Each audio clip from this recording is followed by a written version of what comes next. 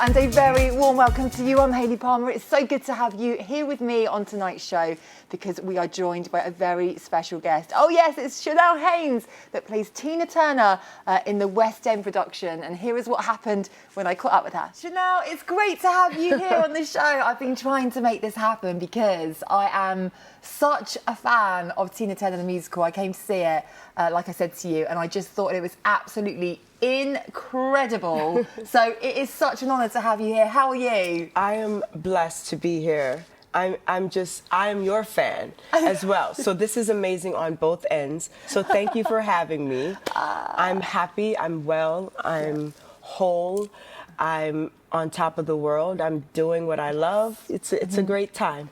And I know you've just come back from Florence, haven't you? Yes. You had a lovely break. Yes. You must have just needed that, right? Oh, I did. I got to soak these muscles because, oh my gosh. So you know this, I'm very new to musical theater. So when I heard of a rake stage, I said, well, what is a rake stage? What is that? So it's not a flat stage, it tilts.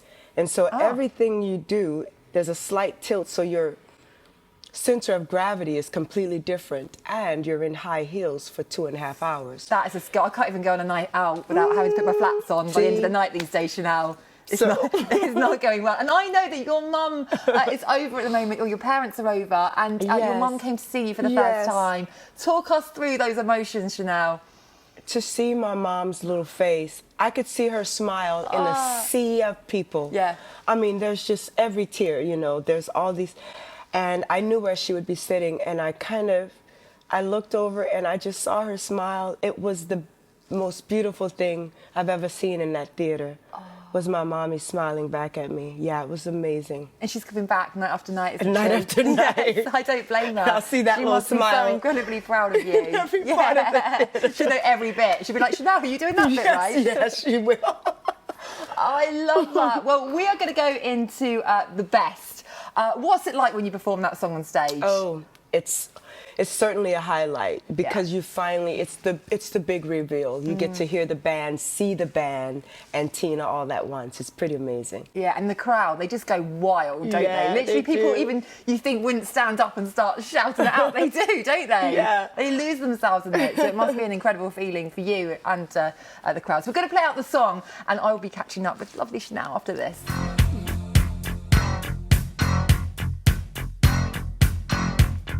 Now, we have got a quick fire question round for you, Chanel, because we'd like to get to know our guests a little bit more. Everyone has to go through this. Okay. I apologise in advance. So, favourite song to perform? That's a ridiculous question because I don't know how you can possibly answer that, but is there one that you just go, yes? I do love performing the song Hero. Oh, yeah. It's the Russian coat and nothing else going on, but just that fire in the voice, and I can just be raw. I love it. Wow. I love it. Yes, great song.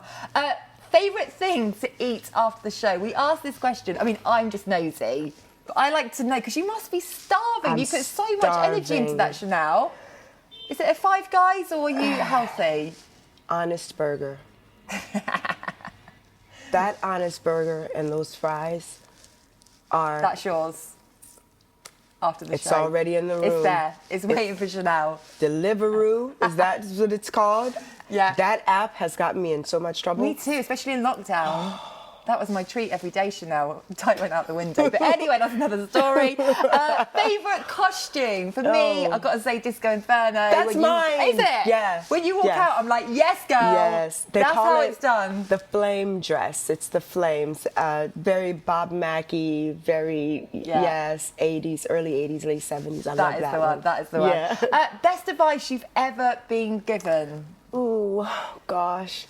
You know, I think of my father who's here with me now, and he said, I never felt like I had to be or do something. I had absolute freedom. He just said, just honor yourself and be the best at what you can be. Just be the best version of yourself. Yeah. That's the best advice. Oh, I love that from your dad. And hidden talent or party trick? We've had a lot of different things on this show, Chanel.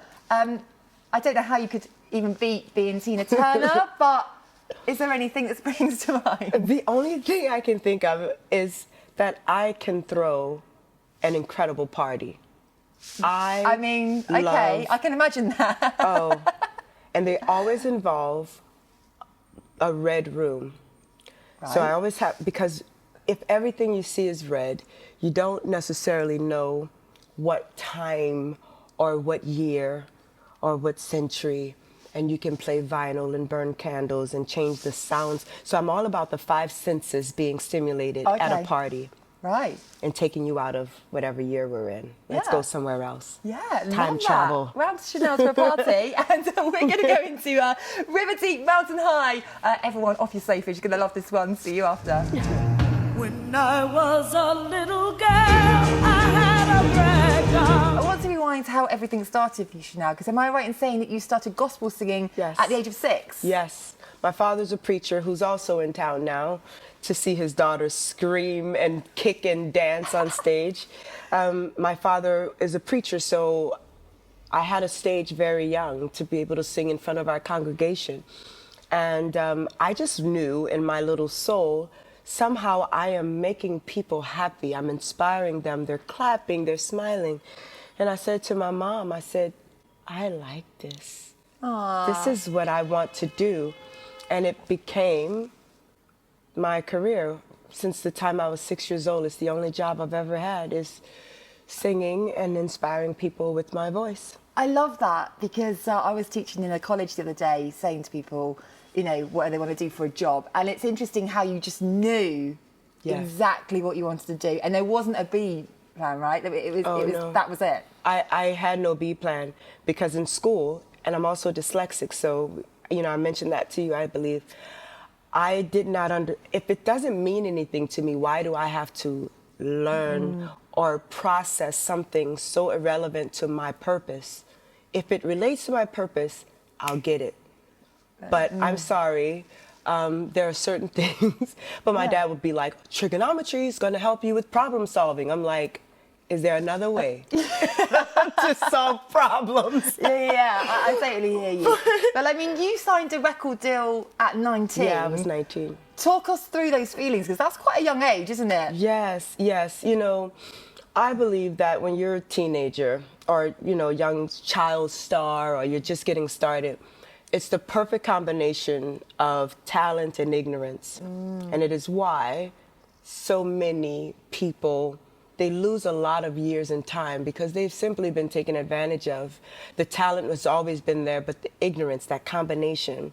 And so I am very fortunate that I've had a career span that has allowed me to go from that phase to still being relevant, but also having the knowledge is now here. Yeah. So that's a big accomplishment for me, that I can do what I love and be smart. Yes, yeah, and same time. that is very important advice, actually, isn't it? Yes. Especially in this industry, you Yes. have to be. And talk me through how the role came about, because I know I have heard this before, but I need to hear this again in my life, because you are always going to play Tina Turner, right? Yes, yes, I was always going to play Tina Turner. I saw the movie, and I said, if they did a movie on her life, and I was 19 at the time, I remember, and I said, they will do a show, and when they do, I will play Tina Turner. I have to start preparing. Yeah. And many years later, before the show ever existed, I had been working out mentally, studying her, not just her stage presence, but her life and the formula and her evolution, and how more and more she became in control of the force that is in her. And she's a flame, she's a fire, and it's laced throughout the show. Every now and then you hear something about a fire. And I love Katori Hall, who's the writer of the show, of this production. She's fascinating. And I get to live my dream. I manifested something specific. Everyone thought I was absolutely nuts. Like, okay, you want to play a show that doesn't exist? You are living proof, though, because, I mean, I have a vision board and everyone sort of laughs at me and goes, well, you know, you're living in a fantasy world. But I'm like, no, if you believe it and you take enough action, I do believe anything is possible. And you're telling us here that you went after that show, and is it right you sent an email? Yes, I did. And you said, I am your next Tina Turner. Yes, I did. Goosebumps, I love that. I love but that. there are vision boards in the rooms you never dreamed of. There was a vision board in Albert Einstein's room. There's a vision board in, Maya Angelou's room. The greatest, you do not become great if you don't have a vision. Wow. There are no great, world changers that did not have a vision. Steve Jobs had a vision board. Like, you can call it what you want, but that's how it's done. Yeah, absolutely. And you came over to London for that audition. Yes. Talk us through that moment when you walked in that door, because that role was yours, Chanel, wasn't it? Like, talk us through what you've experienced. My flight landed at 1:20, and I'd never taken a subway or underground or rail. It's quite daunting. The taxi and my luggage, all on my own. I drive a car every day in LA.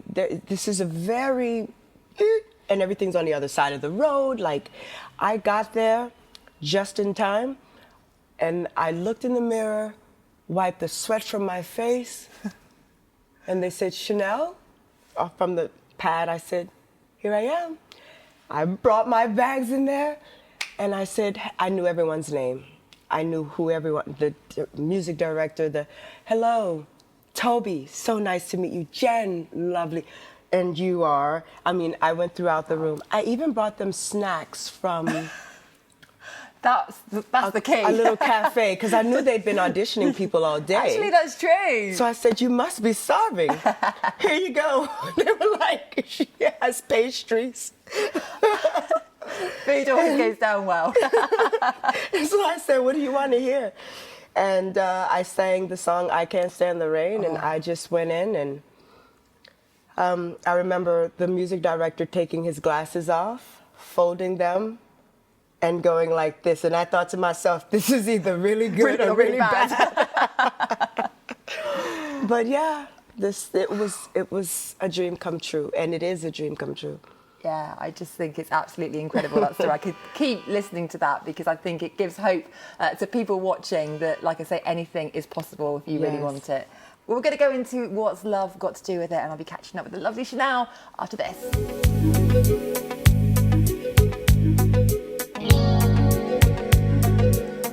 Now, I want to know, and the viewers want to know, all about Tina the musical, because I've seen it. I just think it's incredible. But what goes on backstage? For example, what time do you need to get to the theatre? What preparation do you do beforehand? God, we've got lots of busy traffic today, but we're going to keep going. It's busy. Talk us through your kind of regime. Yeah, so we have to arrive very early. I would say like maybe 5 for COVID test. Right. Religiously. And then at 6 o'clock, we start our vocal warm-ups, our physical, the stretching, the dancing, and everything, just to get those muscles activated. And then we have what we call circle, where we sit all in a circle on the stage, and all the creatives remind us of little things, something maybe they noticed last night that you can tweak to make better.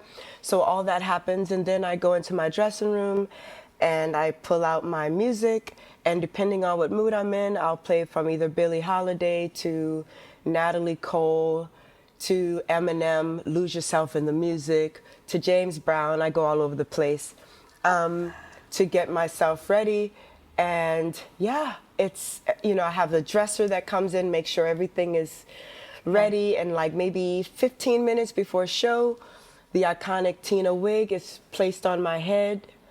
The mics are all, it's just fascinating. I should do that, one of those little cameros where you show like, we like what's happening in there. Exactly, it's so interesting. And I have a little tea, of course I'm in London, so I think I have to find the perfect tea set, nice cute little tea set for my dressing room, and like, so I invite the girls, whoever they are, whatever mood they're in, if they just need some little downtime, come into the dressing room if you want some tea time just before the show. Yeah. So yeah, because I guess it's quite hard to get into character like all the time going on stage, because whatever's going on in the world, you know, you just have to focus, and I guess you have your way of doing that. Yes, I do. I know how that is part of the mastery, truly, is knowing when to turn everything off and tune in to your purpose. So it no longer matters what someone said or felt or what happened just before. It can never trump why you're here. The moment that becomes more important, you're not just compromising your performance, you're compromising you. Wow. And you can't let anything become more important than your purpose. And so the only time I actually get like sort of upset or like, you know, everyone's like, okay, Chanel's going, is if something happens to where my performance is compromised, which then means the people in the room don't get the show that they deserved. That's the only time I get crazy. There's that, you want to call her, you can call me whatever you want, but no one should ever, I don't care if you're in the third tier, the dress circle, the stalls, backstage, everyone deserves to get the show they came to get. And if that's not given, that's the only time I'm upset. But you know, we'll get it together quick enough. But yeah, that's important. And do you find each night that different things come alive? Yes. Because especially because you're playing the Tina Turner role, so I guess sometimes like a line can maybe stand out a little bit more, or a different dance move, or you know, I can just imagine each night is completely different, isn't it? It is, because you are a living, breathing soul. So you take your reality, at least I do. I'm not a trained actress, dancer, or singer. I'm not trained in any of these ways. I can't believe that, because it looks like you are. No, all I can do is channel what is true to me. If it's not true or honest, I can't do it, or if I do it, it's going to be a terrible job. So if, for example, the other night, one of the actors I could tell was in pain somehow. I don't know if it was physical or emotional, but that person never cried at this stage in the performance. And I'd never seen it, and I knew I could not deliver my line the way I normally do. So I had to react to the truth in him. And I became what he needed, and it became authentic and real to everyone in the room, and to him and to me. So that never happened before. So yes, it's a living, breathing organism when you're I can imagine. I think we feel that as viewers. I mean, I remember the first time I came to see it with my friend, and we both sat at different points in the theatre, and in the interval we came together and we just looked at each other and we just had tears down our face, you know, because I think I am very stagey. I love musical theatre, but you're usually like, yeah, that was great, jazz hands. But when you see Tina, you are going through that journey and you're living every second. Like, there wasn't one point I thought, what do I need in Tesco's tonight? Do you know, my mind didn't wander. I was with you the whole way. And also a really good sign, I think, of a good show is I couldn't stop thinking about it for the rest of the week. I kept thinking about every emotion and what Tina must have felt like. You know, I was there. I am an empath, but I kept thinking about every emotion, and I think that's something that you portray really well. You know, that's not easy to do. Well, because I am like Tina, we're like every woman in that room. We share very similar stories. We fight ageism. We fight being a woman. You know, just why? The answer is I can't because I'm a woman, or because my skin is dark, or because I'm over 22. I mean, it's amazing what and even the abuse, we accept abuse. And all this is unfolding and tapping into the truth and reality of half the people in the room or more. I can imagine, like you say, people coming along watching the show that find those scenes extremely relatable. But we're going to go into Better Be Good to Me. This is a song that you sing when Ike says, you know, we're going to get married. It's powerful, isn't it? It's powerful because she's surrendering to a contract that's not necessarily in writing. But I'm saying yes to this alternative world. Wow, well, we're going to play out the song right now, and we'll see you on the other side.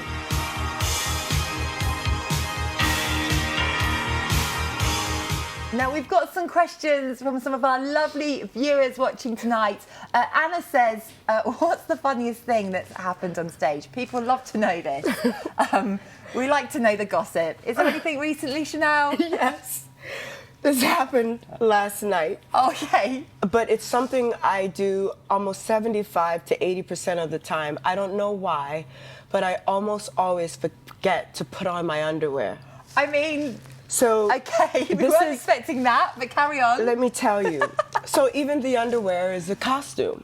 Right. So I have my normal underwear, but then you have to have the Tina underwear on.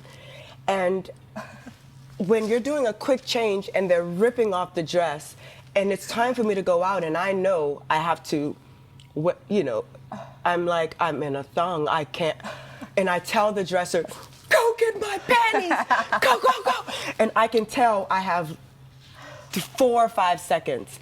And right before I'm going on stage, and I'm, gentlemen, I like where you're headed. Well, towards a future with me. And I'm thinking, I'm so glad I have on my underwear. Wow, why do I keep forgetting? No, I don't know we're gonna why. Have to remember. Well, I told her, you have to remind me. She has to remind you, yes. Important notes here So for tomorrow's show. And also, Jane says, if you weren't a performer, what would you be? I know what I would be. So I'm obsessed with investigations, you know, CIA, FBI, forensic science. Oh, okay. Oh, I mean, to solve a crime because you found a fabric in someone's jacket and it solved the crime. Oh. I watch some of those programs and they just freak me out. I can't watch them. They scare me too much. Yeah, no. I love seeing the story come together and studying human behavior and knowing and being able to predict this is sort of where we're going to end up. All we have to do is set up A, Y, and Z, and they'll land right. Watch, and then it happens. Yes, it's like... Oh, FBI agent. Well, I think we'll stick with Tina for the minute. I'll stick with Tina. Anyway, we're going to go into Private Dancer. This is the first song of the second half, isn't it? Yes, yes. I love that, and it's an incredible song, isn't it? So yeah. Here it is, Private Dancer, and we can't wait to catch up with Chanel on the other side. Well, the men come in these. Chanel, I want to talk to you for the next 5 hours, but unfortunately, it's only an hour's show. So we are going to go into Proud Mary, of course. I can't even imagine the vibe when you're up on that stage. And I was on the balcony and I was going, rolling. And everyone's doing that. Yes. It must be the most incredible feeling, especially after lockdown. Yes, you know, so much of the staging is very original to Tina's actual staging. So when I went to see Tina perform, there's that big giant screen where it's her in black and white, and then you see the live version. When I'm doing Proud Mary, I'm like, this is such a dream. This song means so much to so many people, and the iconic dance moves, and it's a thrill. And the little girl that plays the younger you, when she comes on, that's my favourite bit. Oh, yeah. So cute. Oh, she's so precious. They're so precious, these little girls. And even then, when there's a scene where the little Tina comes out to speak to the... I cry every time because I am reminded of there's a little girl in me, her dream coming true. And yes, it's a special time, not just for me, but for all the young girls out there that get to see a woman dominate and be fantastic on stage. It's amazing. The I gets, the girl, it's girl power for sure. Girl power all the way. Well, Chanel, this has been girl power because this has been incredible. If you haven't seen Tina the musical, we're going to put details on the screen below. You need to see it in your life. You need to see Chanel in your life. Honestly, it will blow your mind. But Chanel, thank you. It's been incredible to find out everything about you. Thank you. So lovely. Chanel Haynes, everyone. Bye. Huge thank you, Chanel Haynes. What a guest, a real special show tonight. And thank you to you at home for supporting the show. It's really appreciated. Thank you. Now, I will see you same time, same place next week. We're going to leave you with Proud Mary, and we'll see you then.